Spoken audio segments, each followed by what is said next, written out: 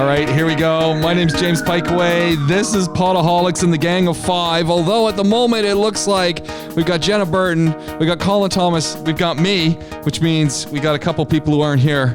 We'll sort that out later, but at least it's the gang of three.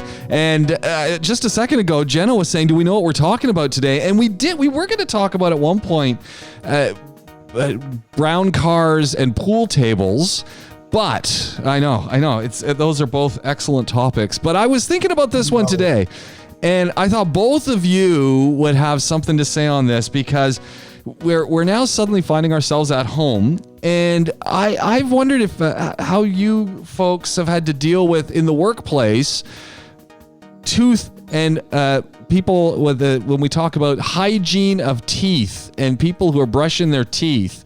I know exactly. Have you guys had any dealings with this recently? Because I got to say, working at home, I remember going into the office in a few places before we had the COVID lockdown, and I remember interacting with a few people who I was really kind of worried about because they had the worst possible breath I've ever smelt in my life.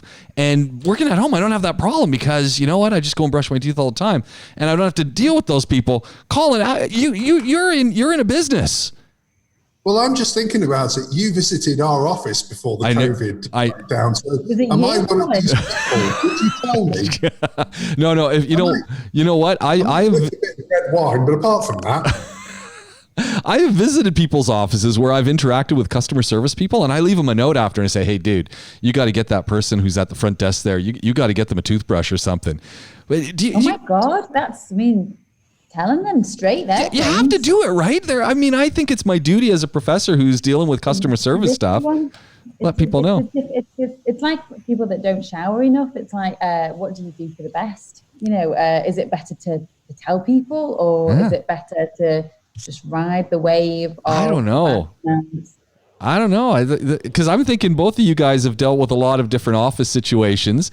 And what do? Do you just let that person who clearly doesn't believe that they need to shower enough? Colin, I know that you make sure your guys are well set out, but have you ever had a situation where you have to pull someone aside? No, instead I hired a new HR manager and they had to pull them aside. I think that's the best route. I'm very good at delegating and doing very little. You should know that by now, James. Delegation is the key. I agree. I personally, unless it was my business and they were representing me, I'd probably just ignore it and think in my head, I really wish they'd brush their teeth and have a shower, which this has happened. This is something that's happened before. But I would not be the one to tell them unless I absolutely had to. Or I was in Colin's situation with my own business. We did have this happen, actually. And in fact, we've had it more than once. And luckily, at the time, I did have an HR manager. We don't at the moment, but our HR manager did have a straight-up conversation with them, and it solved it. We were fine. We were fine again. Everything was okay.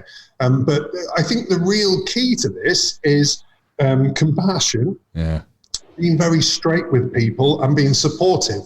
So that way it isn't something that that has to be as painful as it could be, and just try and be as considerate as you can in the discussion.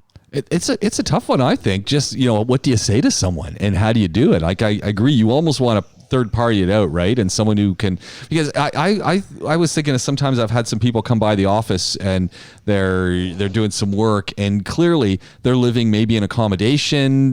Who knows how often they can get into that shower? Maybe I don't even want to know what the shower might look like. There's so many elements going on there. It can be really tough. Look, I agree. I think Colin's correct. And it kind of goes down to when we're being taught in medical school about delivering bad news, effectively it's the same thing. You're giving someone bad news and you're giving it to someone that's potentially quite a sensitive person, because if somebody is relatively unkempt, the suggestion is that they're not on form mentally as well.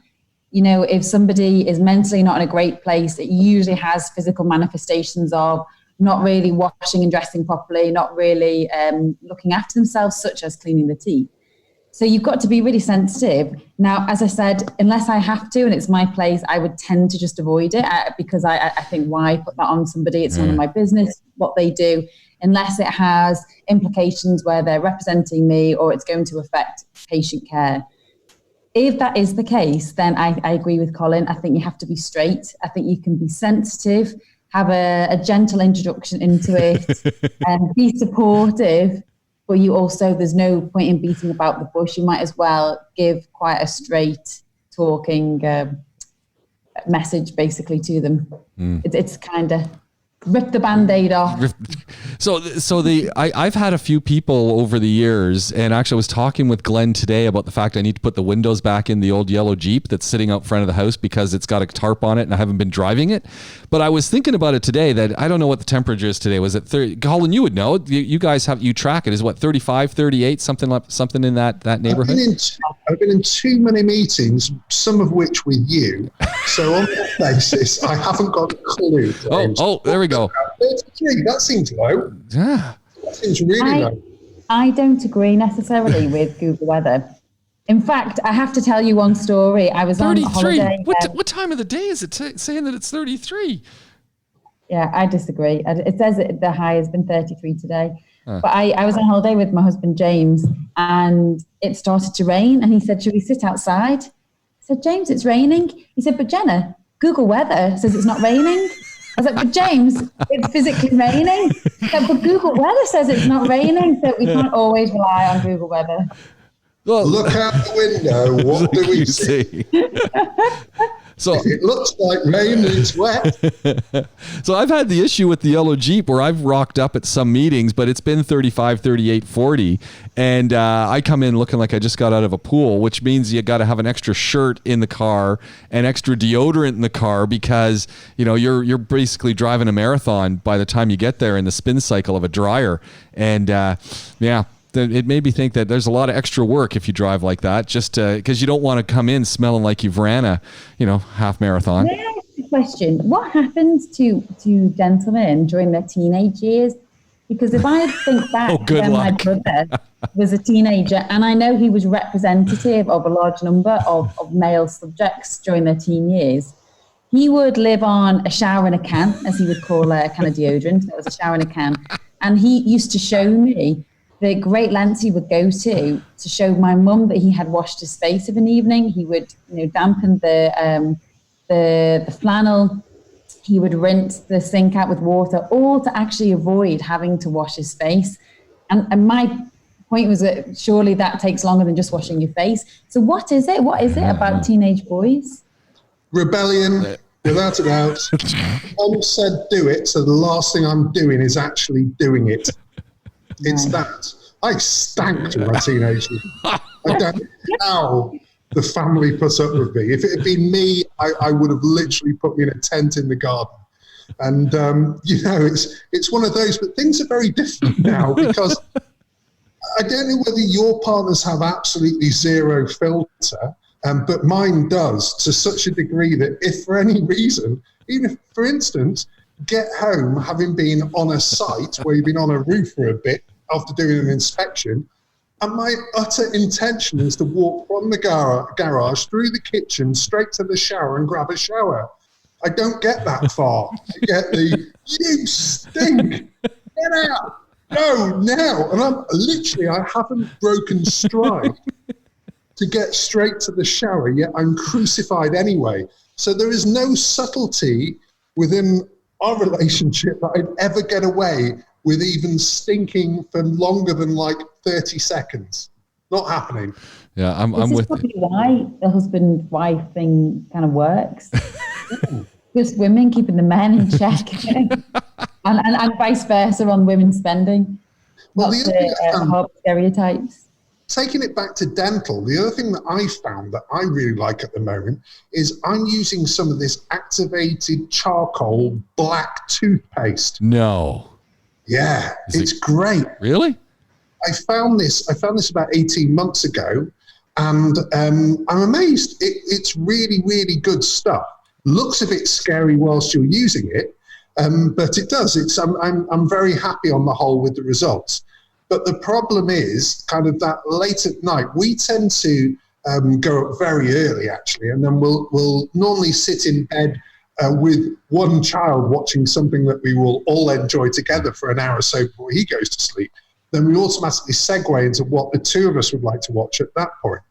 And then Natalie normally falls asleep, and then I will go and get ready for bed myself, including brushing my teeth. But the problem is, if I don't time it quite right, so I'm absolutely utterly shattered, and then at that point, I'm kind of brushing forever. And I kind of forget that I'm only supposed to go through one sort of electric toothpaste cycle. And then by the time that I've kind of finished, you turn out the lights and my teeth are still gleaming. It's the oddest thing ever. So hold on a second. Jenna, do you and James have a television in the bedroom? No, we don't. Oh. We don't actually. I'd love one. I want one too. Do you have a big screen in the bedroom there, Colin? It's not enormous, but it is significant. And it all came to the fact that we hadn't until about, I guess, 2-3 years ago, when Dylan was old enough to try and find that transition phase. And it actually came out of, we were struggling to get him to transition from Ruby going to bed to understanding that now was his relaxation time before he went to bed as well. So he just wasn't settling downstairs and, crazy dogs and all the rest of it. So now we've kind of made it like a 4-phase process that works a lot better. So Ruby just gets tired and will go to sleep anyway. Then we've got to get Rolo the dog to sleep, which we all work on together. Once Rolo's asleep, then at that point, we immediately want to get upstairs so that Rolo will stay asleep. So then, because we're then upstairs, we need another hour for Dylan to kind of relax and fall asleep as well, which was where the TV came out of. And then once we got it up there, we're like, wow, why haven't we done this earlier? But we literally will go up at about 7:30, and that's it. We are done. No more people at the door, anything else. That is us for the evening. Wow. I need a TV up in my bedroom. That's all. I'm just trying to find the logic there. I was hoping that Jenna also had one, because then I could say, well, the team has them, but. Well, we have the television, but it's just not up and set up. And I would love it because, we've looked at a few stereotypes here today of married couples. And just like your wife, Colin, I fall asleep. I can't watch the television of a night without falling asleep. I hate it. I wish I didn't. And I know I'm not alone. My mum always did it. My dad's girlfriend does it. I'm with you. I'm the same one. Yeah. It's a curse, but as soon as the television comes on, it's a bit of a joke. Within half an hour, I'm asleep, and it's very hard to get me up to get ready for bed. So I would love the thoughts of being totally ready for bed in the bed. So when I fell asleep, I didn't have to then wake myself up off the couch to go and get myself sorted. And you wake up in the process, don't you? Yes. You won't know. You're two men. You guys stay wait till the end of the program. No, you know what? My wife will watch Grey's Anatomy when she'll bring it up on her computer and watch it in bed. I don't make it through the opening monologue by Meredith Grey in that show before I fall asleep. I actually want I want to send her a note. I don't know what that actress's name is, but I really need to send her a thank you, because as soon as she puts that on, the first 30 seconds, her voice just puts me right to sleep. It's not even like there's a transition. I'm gone. Absolutely gone. And it's that's why I think I just need a TV in the room, because then I don't have to fall asleep on the sofa like I do pretty much every night. From the medical standpoint, you shouldn't really have a television in your bedroom, and you shouldn't watch television for an hour before bed.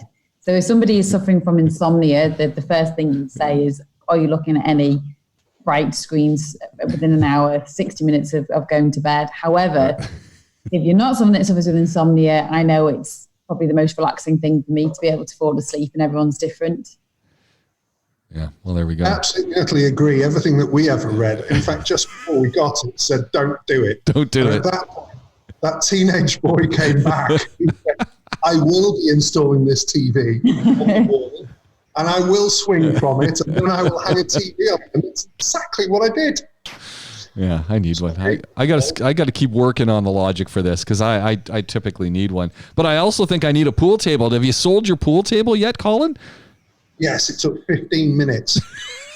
It was unbelievable. I have sold in 15 minutes a pool table, don't know how, and 6 step ladders yesterday. I heard about that. Which was really unbelievable, as you do. Is this all on Facebook? Yes, this is all to the British dads of Dubai. Wow. It is quite something. What are they doing with these ladders? Where are they going? Who's buying ladders? That's the other good question.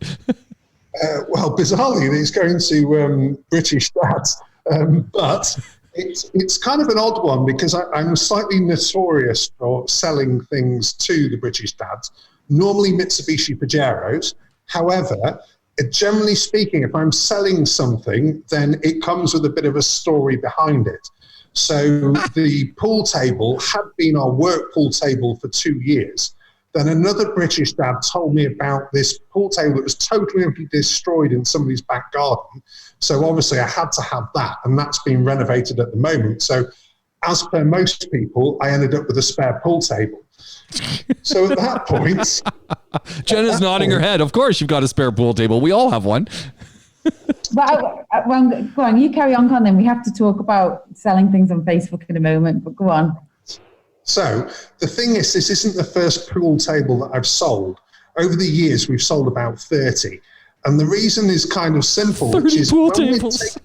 When we're taking curtains down from somebody's house and they're leaving Dubai, the one thing that they can't normally move is the pool table, because each one is basically a ton. They have solid slate bases, and you need to really know how to move them to be able to do it. And the cost, if you wanted a normal company to do it, would be around 1,500 dirhams to 2,000 dirhams. So lots of people just are like, what am I going to do? So we kind of often will do like a quid pro quo. So you owe us X for taking down all your curtains. What are you planning to do with that pool table? And it kind of goes this way. So then back it comes to We Will Fix It Towers. And if for any reason we haven't got one at that time, then it gets put up, and that is the pool table for all the guys to play on before they start work, which is beneficial for us because then they arrive early, meaning they're ready to be briefed and out the door, and lunch times as well. But sometimes we have a couple more. I mean, we've had 7 before now in one. Actually, that was a story. My goodness. We got a phone call saying, oh, we've got a pool table for sale. It was given to us in lieu of some work. And we turned up to this apartment and said, you know how we said a pool table? Actually, we've got 5 and a full-size snooker table in this room. We're like, in this room? It looks like a small room. And they literally crammed it to the roof.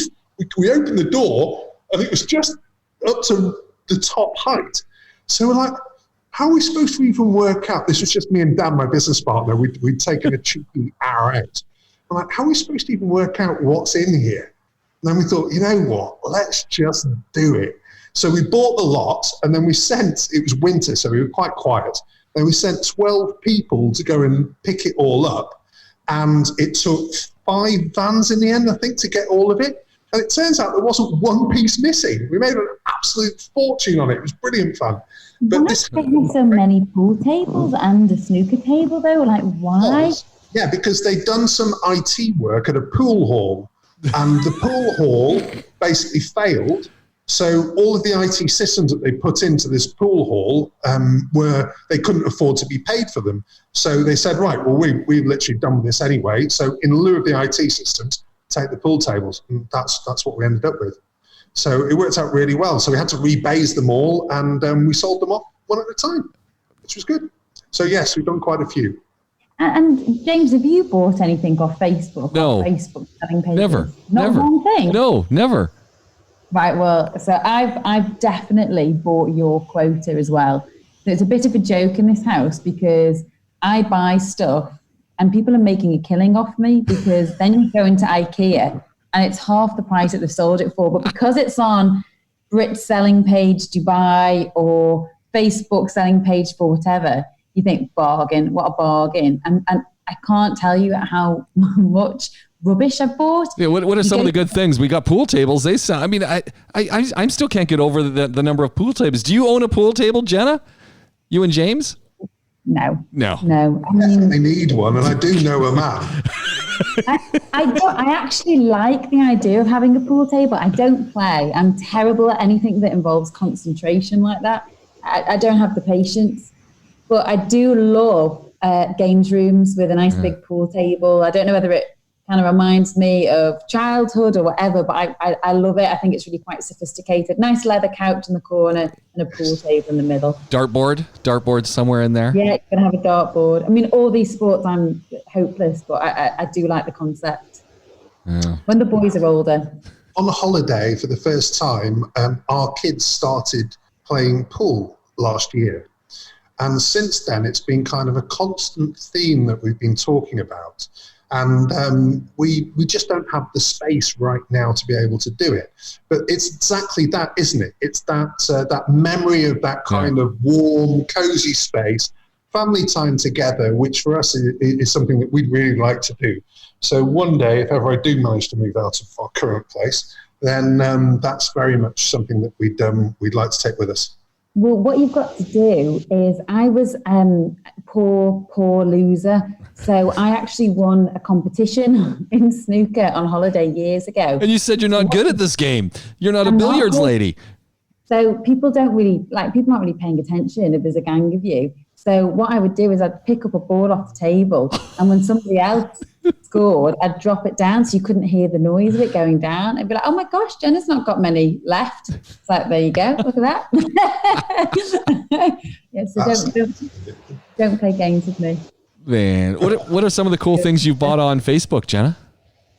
Cool, or just trash that I thought seemed like a good price, but it wasn't. I bought some lamps. I'm sure I saw you last week after 2 mirrors. Did you get those? No, I didn't. With James and Dean, because all our mirrors in here are all from Facebook. I bought 3 stools. We have no need for stools, little stools. They're all covered. Samples. I bought one just 2 days ago. Pardon? Stools or stool samples? You are a doctor after all. What are you doing with the stools that you're buying? Like, why are you addicted to stools? Colin's addicted to buying pool tables. Oh, it's Glenn. Why is Glenn in the car? That's quite something. That is pretty impressive. A bit cliche, isn't it, Glenn in the car? Ordinary car. What kind of car is that? Oh, it's a van. That is a Transporter T5. I think that's a 2013 model, Glenn. Yeah, you know the one well. Is it brown? Oh, it's the one I sold you. Oh. Yeah. I'm an expert at stealing Wi-Fi these days. So I'm just sat in here next to somewhere that had a good Wi-Fi signal. So I got to say, this is my house. This is better than your office, Glenn. Yeah, this sounds much better than your office here. That's offensive, James.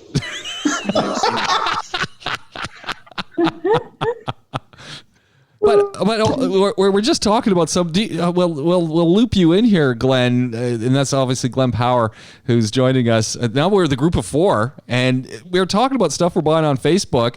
Jenna's right into buying stools, and we want to finish off on that story. Of course, we've got see, when a doctor says stool, that's something else. That's what Colin said. A furniture stool, like a little tiny stool you just stick in the corner, it looks all right. I mean, you never use, but it just sits there.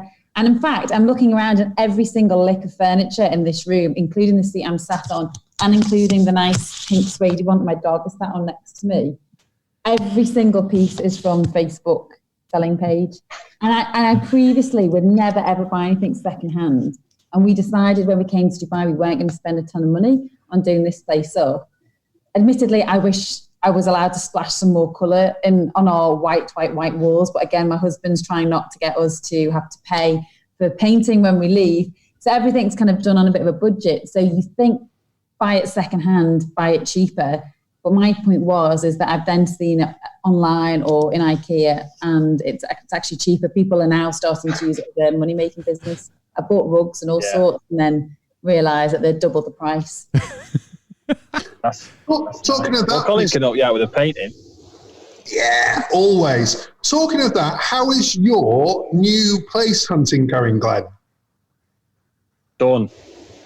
In my possession here is a receipt for, because it's 1926 still, and we have to use checks.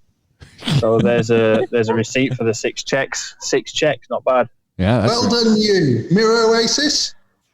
Yes. Yay! Fantastic. Hey, they're beautiful. I was there the other day picking up a stool. And I mean, I'm not even joking. I actually was. And they're beautiful, really nice accommodation. Congrats, matey. Yeah, they're all right. You've got my mother-in-law as a neighbour. I'll let her know where you live. That'll keep you busy. 326. So, Glenn, do you buy stuff on Facebook, however you buy? How do you even buy stuff on Facebook? Like, where do you go? I don't buy stuff on Facebook, especially not in the middle of a pandemic. No. Jenna's buying stools. Well, exactly. I mean, I was a latecomer to Facebook anyway. I had a little play with it when I was like early 20s and then got in too much trouble and stopped. And it kind of passed me by. So now buying anything on there, I mean, I don't think I've ever bought anything off eBay. Yeah. Can we go back and find out how you got into trouble on Facebook? Yeah, everyone's kind of with girlfriends and stuff, just girlfriends. Like you tell her you're one place and then you photographed somewhere else. So, just how it is, isn't it? There's nothing you can do about that. I just sort of thought it was for fun, but now obviously you get it's especially here. I don't know if it's the same everywhere else, but it's such a massive tool for that dirty word, but networking. Like you need to be on there for doing stuff, but I've never used it to buy and sell things. I know a lot of people that run their business through it. That's all they use for the business. Like my wife's friend does nails and lashes, and she only uses Facebook, and that's all her marketing is. Wow. Somebody comes in, take a photograph, post it out there. I don't know. It's just I've never really done it. I don't know if I'd feel comfortable doing it. I've just thought, actually, I did the ultimate pandemic trade on Facebook just last week, which came out of the start position of InstaShop. I don't know whether you guys have used this, but basically it's a phenomenal app that connects you with lots of different supermarkets, pharmacies, kind of meat and fish suppliers and all that kind of thing. And I made a little bit of an error, which was I'm making my own bread at the moment because in a pandemic, that's all anybody ever does. So I kind of made my order for bread, and then they send you substitutions when they don't have what you actually want. And I was busy in the middle of a bit of a heated conversation at the time when the substitution came. So I went, I wanted flour. That's flour. I'll have it, right? Now, obviously, because we're in a pandemic and you need to stock up, this was 6 kilos of it, okay? So nice. It arrives, Natalie grabs it, and she's like, you're making bread, aren't you? That's your plan. Yeah. So why have you got self-raising flour? I'm like, kidding. You're absolutely kidding me. So then I went on Facebook and I went to the Arabian Ranches second-hand group, because at that point, technically it was second-hand but sealed, and I put... I will swap my self-raising flour for normal flour. Must have been about a minute and a half before I got 60 people who were desperate for baking to go ballistic and like, I'll give you 2 kilos for 1 kilo. I was like a neighbourhood drug dealer there for a good 5 minutes. Anyway, just selling white powder at the back of the house. Yeah, well, that's the thing. You've got to do it contactless as well now, Glenn, don't you? Yeah. So basically, we've got this whole, I'll put my white powder here, you put your white powder there, say no more about it, we don't want to see each other. And next thing you know, I'm baking like you wouldn't believe. Mind you, nothing seems to have worked since. So on that basis, I haven't quite got the rise I was looking for. No, right. There's a shortage on self-raising flour because I've been doing, I'm still living in Rastokamer, and Andrew's mum and dad are still up there in the same village in Alhambra. So I've been going to the shop for them so they don't have to go out. And Andrew's mum does a lot of baking, and I can tell you it's really good.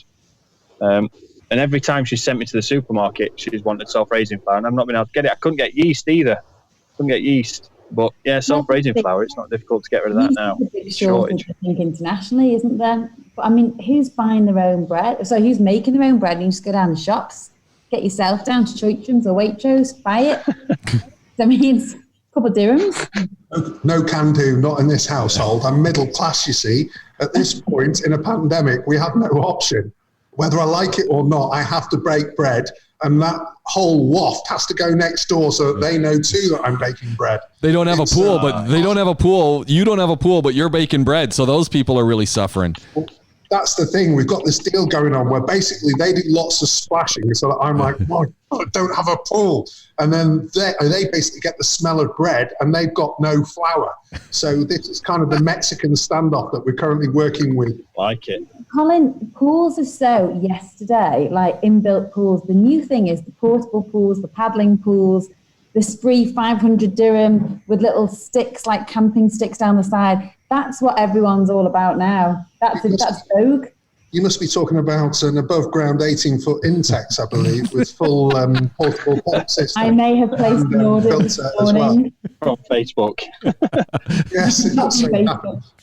I do know a man, but the problem is after 3 days, they all turn green and have a sandpit in the bottom. So there is a little bit of a design flaw there. The other possibility is if you use a full-size chlorine tablet in one of those, unfortunately, the kids kind of disappear. But, one way or the other, people are getting through this pandemic. If that's your bag, then go for it. We were water more frequently. Sorry, James. No. That I think this is. I've heard a lot of people looking for pools these days, and I saw some yesterday. Actually, we were out there on the Palm, walking on the Golden Mile, and heading to that new Nakheel Mall to get some food for dinner. What a great place. And it was empty, right? It was totally social distance. It was pretty cool. And all I keep looking around is for pools on balconies because I'm figuring Jenna lives somewhere around here. And then I do mention Din Tai Fung, and you say you can basically smell the place from your balcony. So I must have been like right outside your place. It's actually attached to our building. Wow. Mall. So it's in our, effectively in Marina Residences in the car park, in 2 and 5, Marina Residences 2 and 5, it's actually within our car park. So when we go to Waitrose, which is, I'm sure you saw, it's less than 5-minute walk. Takes 2 minutes.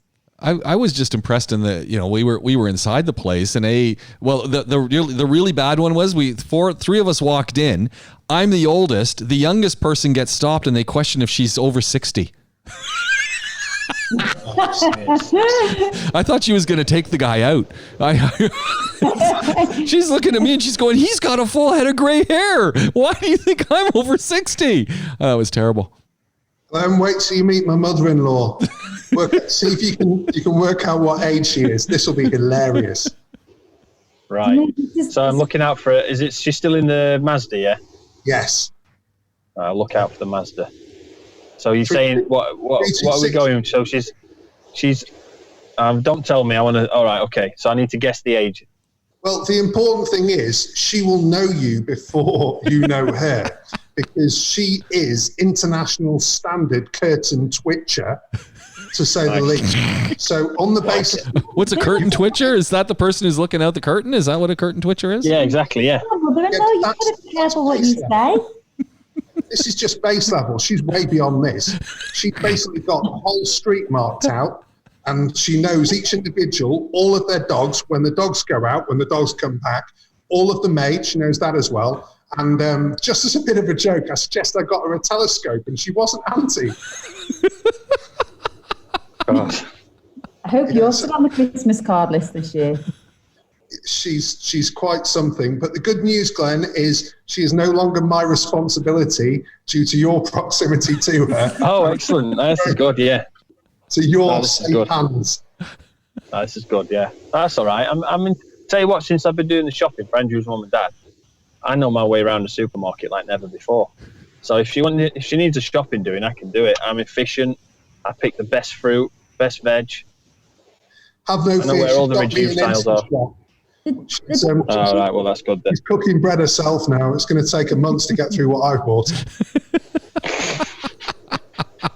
You've got to be careful, though, when you're doing shopping, because as the older people get, the more picky they get. If I'm doing shopping for my grandma, her requests are, can you please get the big, small potatoes?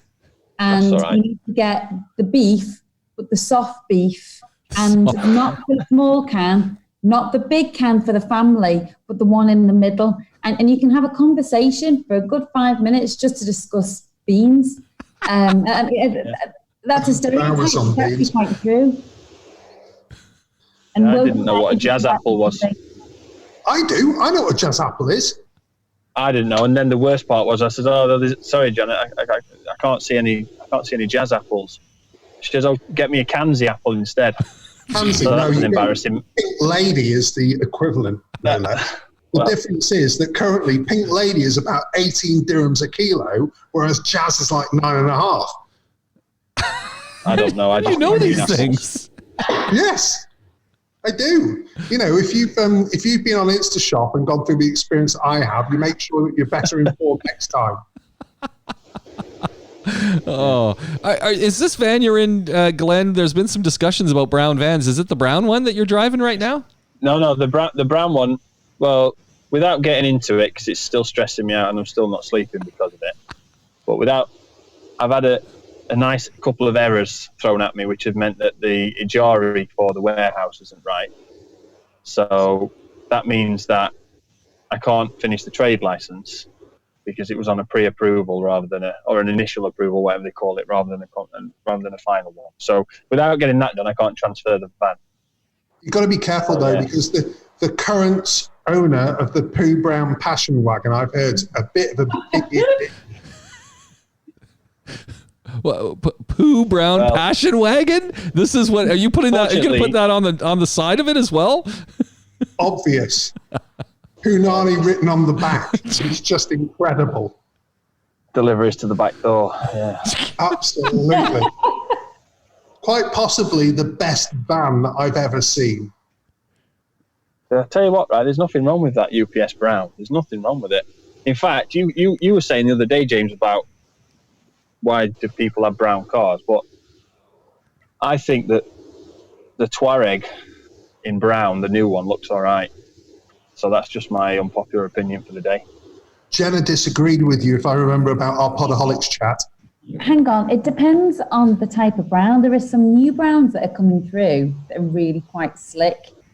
But the old style brown that's brown is not very slick and just not pleasant, I'm afraid, Glenn. What do you think, James? I'm pretty sure I'm not on the old style brown. You are with this, fam. I'm just thinking no brown is good on a vehicle at this point in my life. I'm just thinking brown is not the new black. So, look, I'm going to paint it. It's not going to stay brown because part of the reason is I've got to have the same uniforms as the van. I'm not having a brown uniform. In which case, the price has gone up if you're going to destroy it. What colour are you thinking of going for, Glenn? Out of curiosity, well, you know the market. Metallic brown. Well, I don't actually. Colin knows the market when it comes to that and the marketing. But I wanted to do something really tasteful, and then Colin told me that that's a bad idea because nobody's going to notice it, and that's exactly right, isn't it? So I'm going to do something awful, which is either going to be I just want to avoid the cliche sort of rap that everybody does, a bit like, the one I'm in now, where it's just cliche and it's just.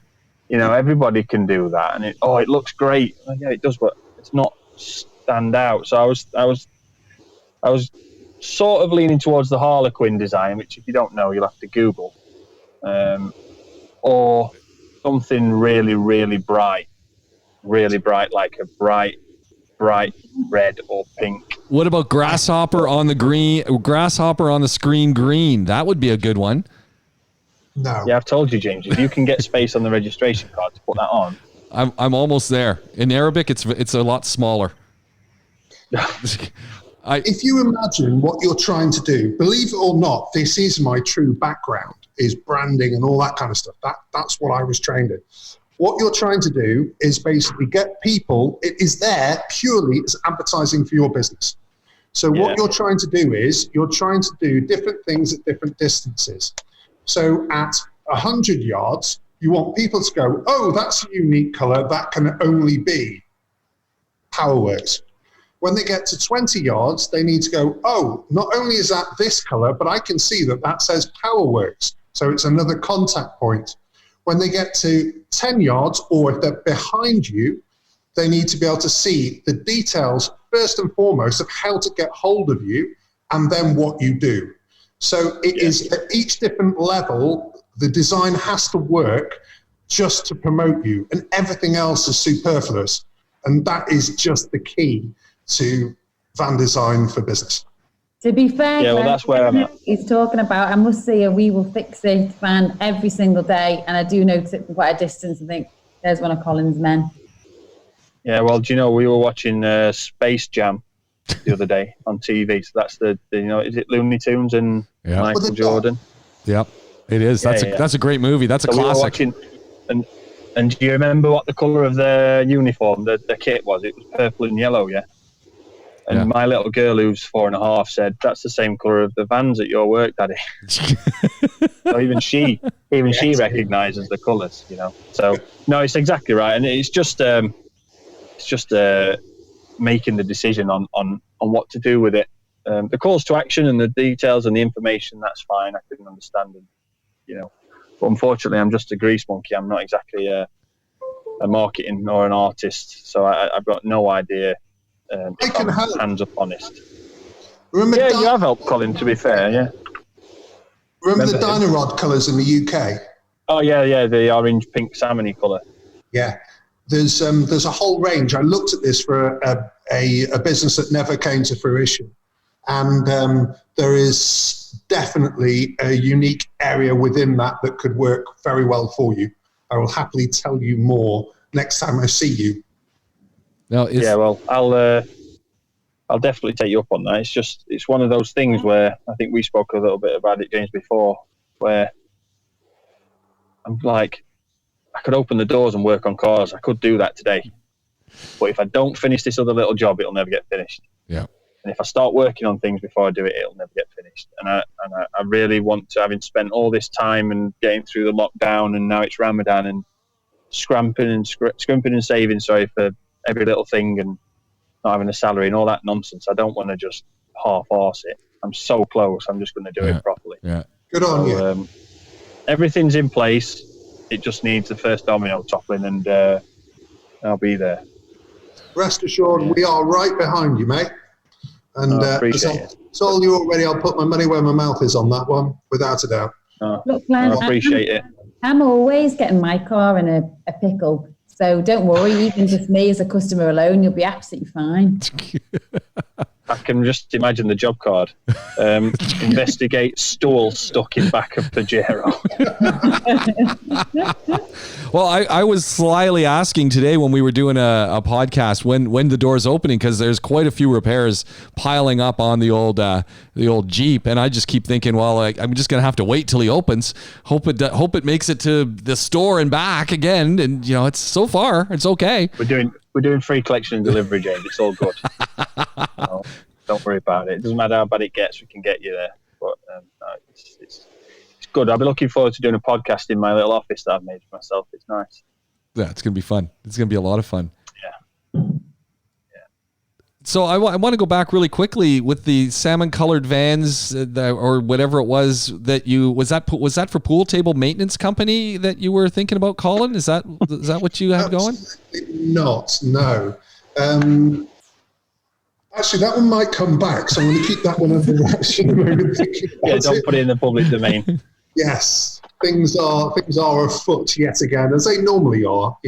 We've normally got 2 or 3 projects that are in development. Normally we look for one a year. We normally manage one every 3 years for something new coming out. So we actually have two that are kind of prototyping at the moment. And we have a new general manager coming on board who's got experience of one of those. All right. So depending on which kind of comes to fruition, we'll probably do one of them by the end of the year, I'd have thought. What happened with all the computer stuff you bought? And that must have been Facebook buy as well. Did that ever come through? Office equipment, and they threw in all the computers? We don't know yet. No, okay. That was from an auction house. And again, this was one of those where we needed a new photocopier, and the exact model that we were looking for was on this lot in the auction. The one problem was that it came with everything from an office attached to it. So we've got like 35 laptops, a projector, a whole load of other equipment, but it's cheaper than just buying the photocopier.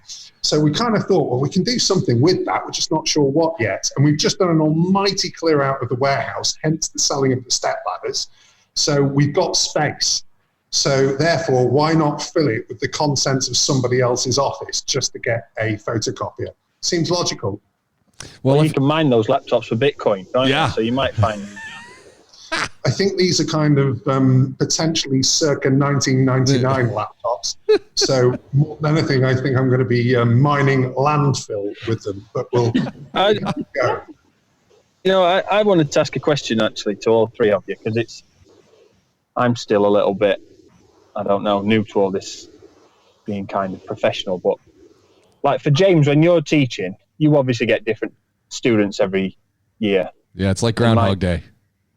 Yeah, well, okay, well, fine, don't entertain me then. And for Colin, obviously, they get like a new project come online, like a housing project where you think, okay, we're going to have all the moving in snags and all these new maintenance issues and new equipment. And then obviously for Jenna, she doesn't really know what's going to come through the door as a doctor, right? You could get Doris's bunions or Arthur's pussy leg. So who knows what you're going to get. But like for me, it's just interesting to know if you deal with that in the same way as a doctor, as a professor, and as a business owner in totally different fields, or if there's if you've all got unique ways of dealing with it. Because I'm dealing with new stuff every single day doing this, and talk about opening my eyes. I've never been so wide, and I just thought asking you about how you deal with things that you might not have been able to expect because of the circumstances. Jenna, why don't you jump in? Because this is right up your alley. Yeah. God, I imagine it's probably quite similar to the nerves that a professor or a school teacher would get each year. So whenever I start a new placement or a new job, the nerves of you just don't know what's going to come in, they get to you? It doesn't matter how long you've been working for. And then I suppose over time, I'm trying to liken to quite different fields, but I always think, one, be honest when there's something that's out of your remit. It doesn't make you any less of a professional in that field to admit at times that this isn't something you've come across before. For me, the priority is always safety. So I always have to make sure that somebody is safe. So I think, well, at least that they're safe. And then the second part is optimizing their treatment. So if I can make sure that they're safe, and then if I need to seek counsel elsewhere to ask for advice on a particular patient, because obviously you can't have the knowledge for every single different field. You can have a hunch of this seems more rheumatological. I could maybe order a few tests for this, and then I'll pass them on to the appropriate person if something doesn't come back that is obvious. Now, I guess that's quite different for you, but I think what I'm trying to say is it's okay not to know everything and to feel comfortable with the fact that you are knowledgeable in your field.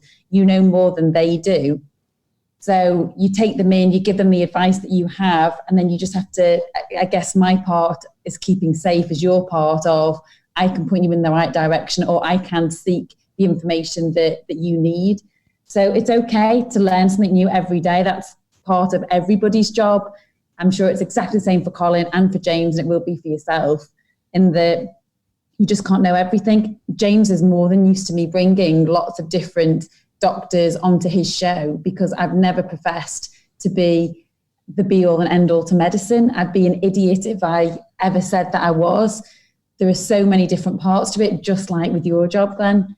So that's how I approach it is, one, I make sure that I'm safe. I give the knowledge that I can, and I admit when I don't know everything about a particular problem that somebody has. And I know how to get the information in order to make sure that they are treated to the best standard that they can be.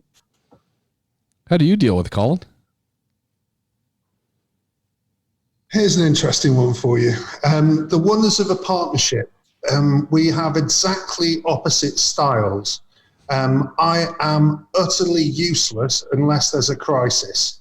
Day-to-day life, running a business that you've been running for 12 years is actually not that dynamic. And I can't wait to next get sideswiped. That's my best moment, when it all goes wrong, and then we've got to move quick and we've got to do lots of things differently. So that's why I've been chairing these COVID-19 meetings and had my head in my hands for the last 2 months, as everything's been changing on a daily basis, and I've loved every minute of it. What Dan is really good at is making sure that we have a steady ship day after day, making sure that everything in the background is working out well. And so it's been really complementary between those two styles. Conversely, most days, as you well know, Glenn, you'll find me watching a bit of UFC or on the phone, and it's difficult to get me motivated to actually do that paperwork that I've been putting off for the last 3.5 months. So it's about that combination. So I remember exactly where you are now when we were setting up in 2008, and we were extremely tired, worried because we didn't have enough money to be able to do it, and we were constantly getting hit by new things that you had no knowledge about, hadn't budgeted for, and again, you don't really have or you think you haven't got the ability to be able to do it. But the biggest difference between employed and self-employed, in my view, is because the buck stops with you from every single perspective, you don't have the option to not know how to do things. So you learn and you move on your feet really very quickly indeed, because otherwise you're going to be in deep, deep trouble. And oddly enough, it doesn't change, but what it does do is it prepares you for when you're going to get sideswiped and you're up and running. And it's exactly what you need to be ready to run this business, where you're going to get those curveballs that are just going to absolutely wipe you out. And it's going to happen on a regular basis. It doesn't stop. It's just different. Interesting. I mean, both of you have had very similar things. And I think in my case, it runs a very similar way. It's just knowing that there are a set of skills that I'm good at. And one of those has to be constantly being able to look at a situation when it gets presented, in my case by a student, and whether it's with course material or whether it's with their education plans or what they want to do in the future. And while there's always something different with way things get presented, there's often always this similarity in it. And there becomes two problems. One, it's you're looking at, okay, this is really cool. This is a different way of looking at stuff. And maybe I don't understand something, so I'll have to go and quickly consult, and being able to do that really quick. But also, then you run into this really huge problem, I find. And for me, after 20 years of teaching at the same place, there's a lot of things that become very similar, and there's a lot of things that become very routine, and it's easy to get caught into that routine. But which is okay, because at least you know what's going to happen. But the challenge with that routine that I find, so it's kind of a different place where with the unknown, and I just like the unknown, kind of like Colin. I like things that come in different, and it's really strange, and wow, this is a real challenge. And then I love to solve it and then get back to the routine. The challenge with the routine is my clients, and so increasingly we don't talk about students as students anymore. We talk about them as clients, and they're our customers. And my customers, when they come to me, my clients, for them, it's brand new. And so this would be a lot like what you're dealing with, Glenn, when someone comes to you with, their transmission is blown, and for them, it's the end of the world, and they don't know anything about it. And you're looking at this going, okay, this is the 600th transmission that I've dealt with in my life. It's keeping up that enthusiasm. It's explaining the same things that you've said over and over and over again. Keeping it fresh, keeping it real, keeping it like you're interested and that you care. And I got to tell you, some days when students are asking me questions about stuff, I'm looking at them and going, really? Like, how can you not know this? And then usually I end up taking a quick breath going, of course you don't know this, because I've been talking about it for 20 years and I totally get how it all connects, and you're looking at it for the first time. And I think that becomes the exciting thing. And when I said it's Groundhog Day, for me, if you haven't seen that movie with Bill Murray, you need to see it. The précis being, he wakes up every day on Groundhog Day, which with Punxsutawney Phil, or it's pronounced something like that, in Pennsylvania, when groundhogs come out and they see the groundhog, and then they say, 6 more weeks of winter or 6 weeks less. He's got to go. Sorry, chaps. Been lovely, but I've got to go. Okay, Colin. See you all next week. All right. I'll wrap this up quickly as Colin's bailing out. But the whole point is I keep getting the same students over and over again, right? They're all 18 to 24 years old. So they're always the same age, and they always have similar things.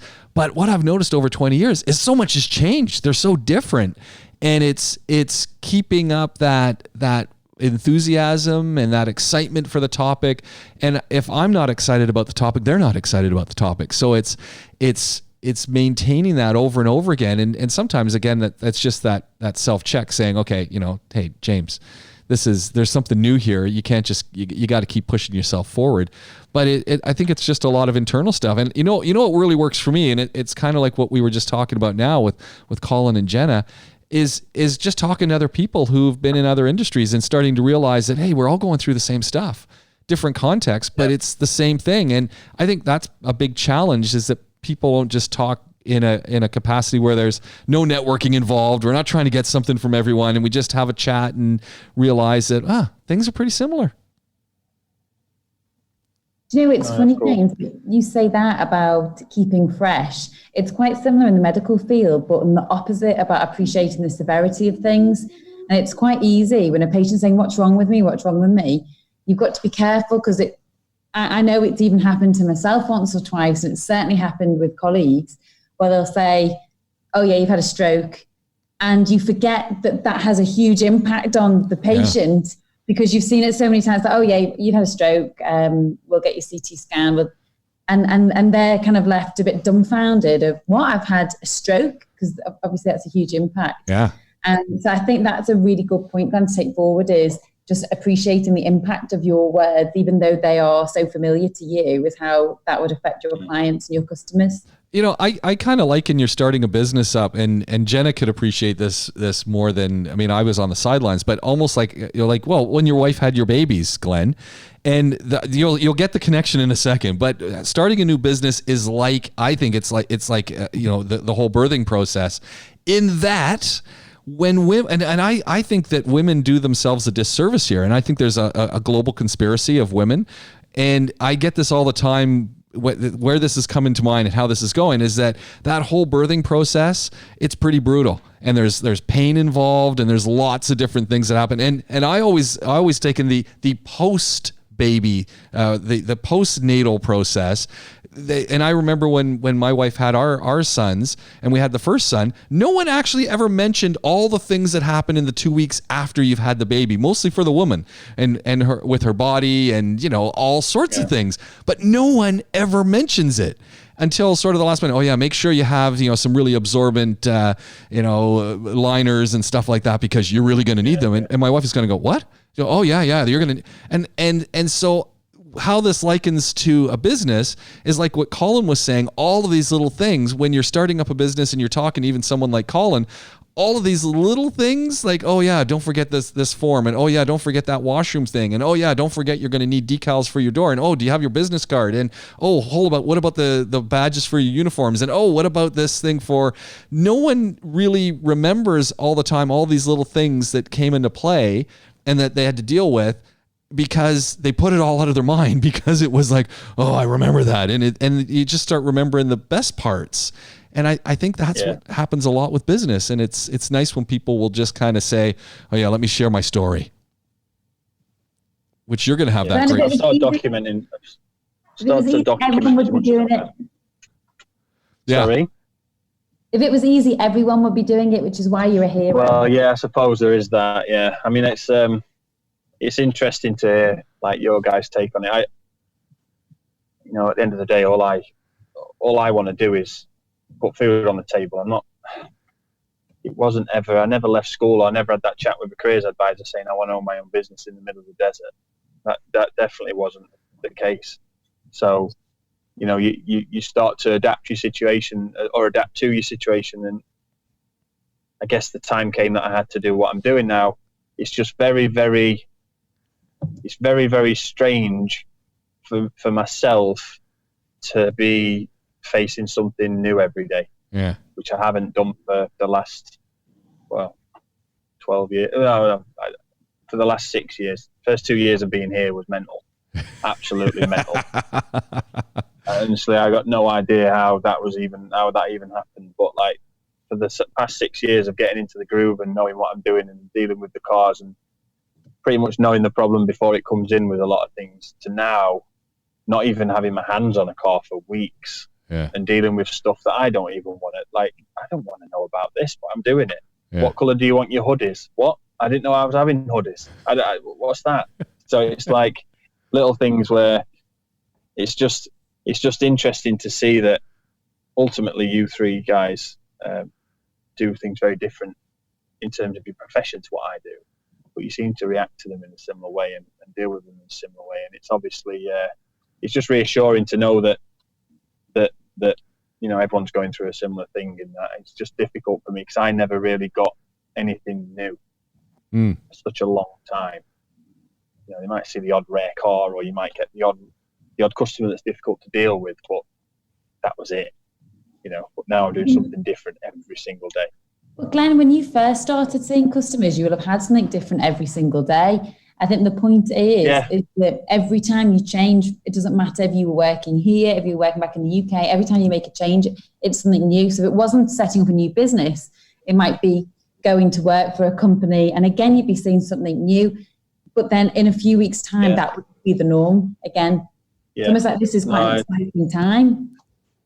Yeah, I'm trying not to miss out on it. I'm trying to absorb it in, take it all in, and sort of register it in my brain, and I'm documenting what I can, and photographing and videoing what I can, and writing down thoughts on certain little things that hopefully one day I'll be able to look back on it. It'll be quite a nice sounds cool resource to look back on it. But yeah, it's definitely interesting times.